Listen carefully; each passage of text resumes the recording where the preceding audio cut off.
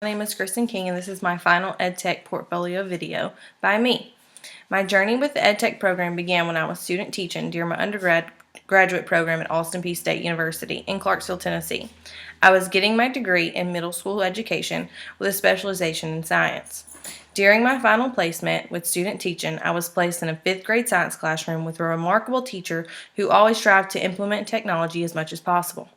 I was always curious how she found the time to discover all the many new and creative ways of teaching the students basic concepts through the different use of technological resources. I soon found out that the school had a technology integration coach that was available at different times throughout each month to provide the teachers with new and innovative ways of incorporating technology into their lessons. I was already interested in discovering new ways of displaying and demonstrating information to the students through the use of technology. The idea of a technology integration coach made me more intrigued. I love the fact that this position was responsible for finding new ways to use different technologies that gain students' attention. After discussing the technology with the technology integration coach about her position and what all she had to do to obtain the job, I quickly started looking into the program. I knew I was going to start working on my master's degree right out of undergrad, and I knew that it was going to be in something that would allow me to get out of the classroom if I ever wanted to do so. So the EdTech program was the perfect fit for me. I quickly found the Boise State EdTech program through the various online research discovering its high ranks and availability to students from all over the world. Upon graduating from Austin Peay in December 2012, I enrolled at Boise State in January of 2013. I was fortunate to have been offered a maternity leave position in a school in the local area I was applying for, and in the fall of 2013, I started my career as a 7th grade science teacher, the exact position I'd always wanted. Having a job in K-12 education really helped me out in a lot of the projects and assignments that was given as an EdTech student. My second year teaching, I was able to transition to the computer technology position and teach 4 classes a day while being the technology liaison for our school. The projects, artifacts, and resources have all been beneficial tools throughout this position and helped me to better our school. Now I'm going to highlight some of the artifacts from the EdTech program that have most benefited me.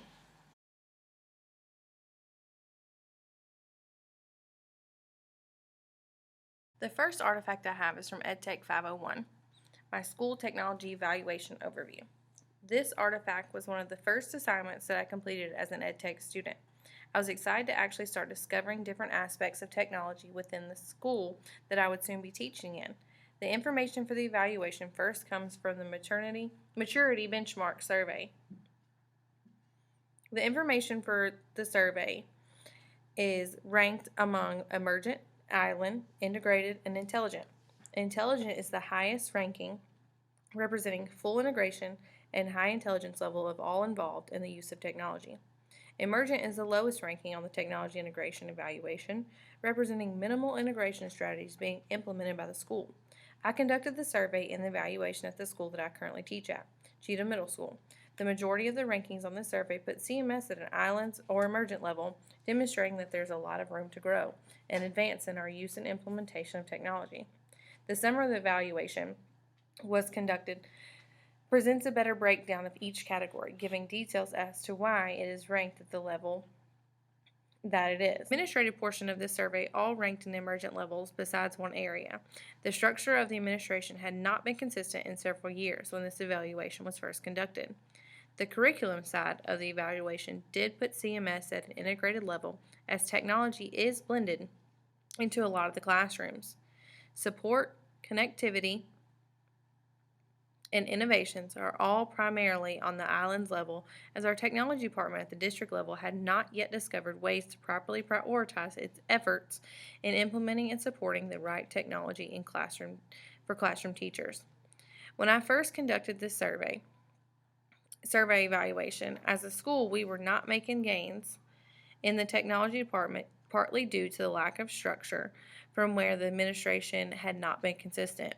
Since then, we have had new and consistent administration that has a personal interest in the gains of technology for both teachers' use and student achievement. I have referred back to this evaluation several times just to realize how far we have come in the last 2 years.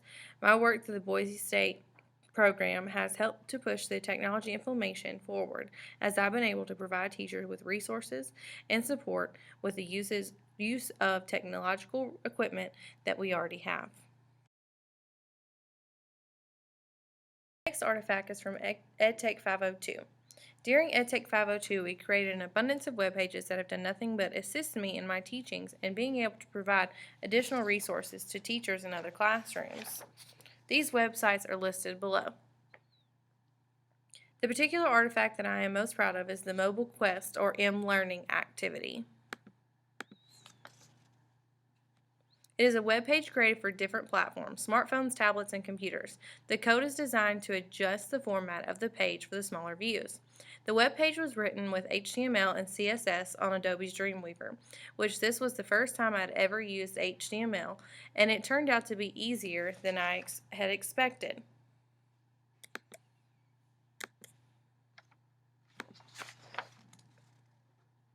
The code is listed here.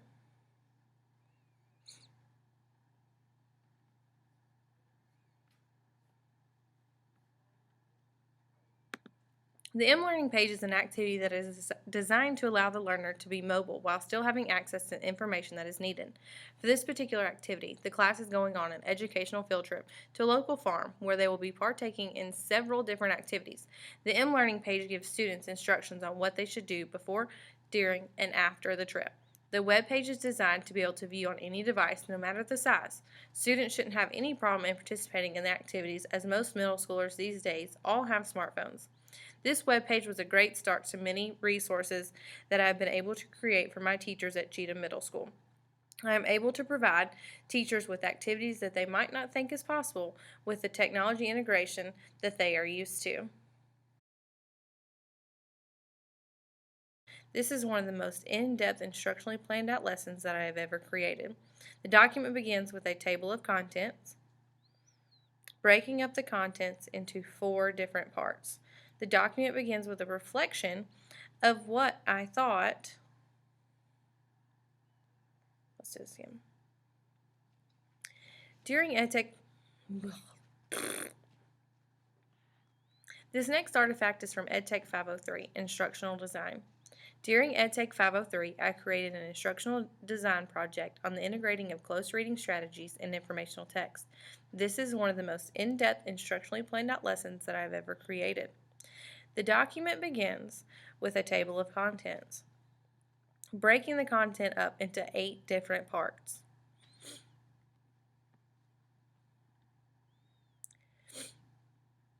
The document then starts with a reflection of what I thought and what I obtained from the instructional design process. This was a great lesson to integrate different types of learning, technology skills, and as well as reading strategies into a plan that most classrooms wouldn't think to do.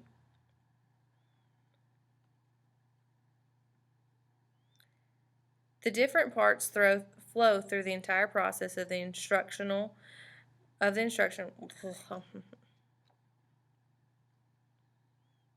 The different parts flow through the entire process of the instruction, beginning with a topic and analysis report of what is needed. The instructor is provided with the learning goals and rationale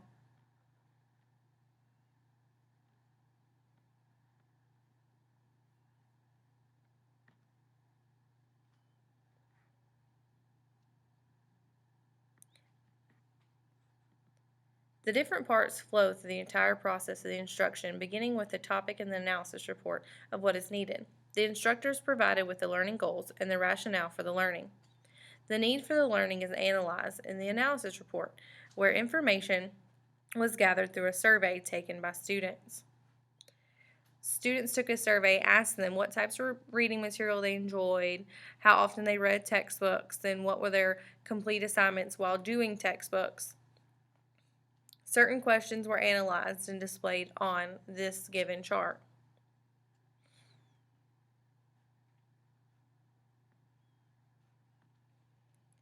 The planning process is next and provides all the instructional objectives. The objectives, their clarifications. The planning process is next and provides all instructional objectives. The objectives, their classifications with Bloom's taxonomy, the format of assessment, and the description of the test form are all listed in the same table for quick reference. There are also sample test ideas for guidance. Part 4 is the instructor's guide. This lays out the format in which the instructor will create the actual individual lesson plans. All part of the anticipated lesson are all parts of the anticipated lesson are listed for the complete guidance for the teacher. Part 5 is the learner content. This includes the learning goals, materials, forms of assessment, and a quick technology tool clarification. Part 6 and 7 are the formative evaluation and report. The formative evaluation was conducted on different groups of students, all varying in sizes, to determine how well the design process enhanced the learning of the students. The report of the evaluation found that the questioning needed to be more in depth and that the instructor really needs to emphasize the need and importance of implementing the close reading strategies in their everyday reading to increase their reading comprehension. Part 8 is a table of the AECT standards and how this artifact aligns to the individual standards. This artifact reflects the type of learning design that I will be able to create for teachers in the future. I have used the design process while creating and designing the new curriculum for my grades 5 through 8 computer classes at CMS.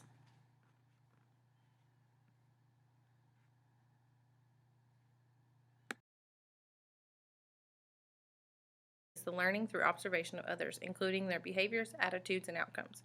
The paper includes an overview of the theory, the contributors, major principles, and different applications. I learned through this research that the social learning theory is more than just learning through observation. It has to be a well thought out process that has major backing and meaning. There are 3 core concepts that Albert Bandura, the major contributor, developed: observational learning, intrinsic reinforcement, and the modeling process. Bandura was famous for his Bobo doll experiment, demonstrating that children learn social behaviors, such as aggression, through the process of observation learning, watching the behavior of another person. The one idea that stuck with me the most is that the modeling process requires attention, retention, reproduction, and motivation. Students learn this way the majority of the time, especially through their behavior. After conducting this research, I started to realize the different behaviors that I could portray in my classroom. I began making a conscious effort of setting good examples of learned behaviors that students should have while learning new concepts at school. I also began utilizing this theory in my computer classes, allowing the students to model and learn from one another.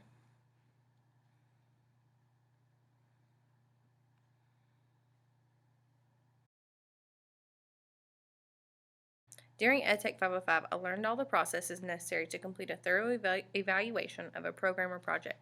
I took this course during the summer, and my school didn't have any projects or programs going on that I could evaluate, so I discovered that the elementary school was conducting a summer math camp hosted by LEGO. This program, Learn to Learn, was a 2-week-long math enrichment that allowed the students to learn while interacting with Legos. The purpose of the evaluation was to determine if the Learn to Learn program was effective and engaging math tool. This is a program that the administration would like to see be a major asset to teachers throughout the year. My evaluation process was conducted through general observation of the instructors and learners. I was able to sit in on various sessions throughout the summer in order to see different scenarios with the different instructors. Through this process, I learned that there are a lot of factors that go on that determine whether or not a program is effective. For this evaluation in particular, I wanted to determine if the age group of the learners was appropriate and if the program provided enough enrichment to be utilized again on a larger scale. I was really excited to learn the different aspects of performing evaluations and the importance of them, because this was something that our school and district does not do a lot of. We are great about trying new things, but we are bad about never checking in to see if the program did what it was intended to do, or if it was effective enough to continue using. Our district would just choose a program and use it until people got tired of it. We would not take the time to perform a formal evaluation of the program or project. I hope to take the strategies that I've learned through the evaluation process and apply them to programs and projects and even new technological resources at my school and better their effectiveness for student achievement and teacher use.